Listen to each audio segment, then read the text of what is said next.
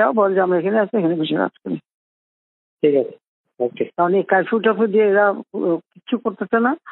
কালকে খালি লম্বা লম্বা কথা বলে গেছে। বা আমি দেখছি, আমি কিন্তু ঠিক করছিলাম যে আজকে যাবো রাষ্ট্রপতি, কারণ সব লিখে থেকে সব রেডি করছি। এইভাবে মানুষ মায়ের থাকার কোনো মানে হয় না। এমার্জেন্সি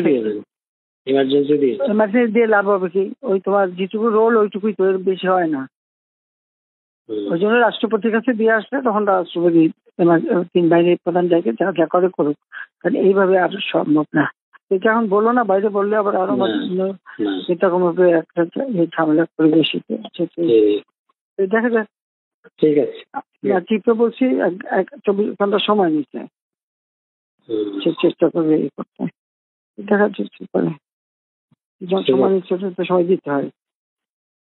বলেছি আমি কিন্তু থাকবো না, সোজা কথা, আর না, অসম্ভব এই দেশে আর না।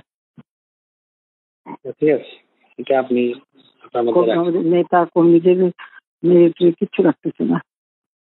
প্রত্যেক জায়গায় সবার ঘর বাড়ি ছোট যে কি এগুলি জানো ব্যাপারে বাবা, যে নোয়াখালীতে ফোন করছে, কানপটে দিয়ে দিয়ে সব বাড়ি পড়াই দিচ্ছে। আর ডোনাল্ডো আমার সাথে 4টার সময় কথা বলতে চাইনি। আচ্ছা, 4টায় ব্রিফিং দিয়েছি। কথা বললে বলুক কি বলে শরীর। আচ্ছা ঠিক আছে, ওকে। জি।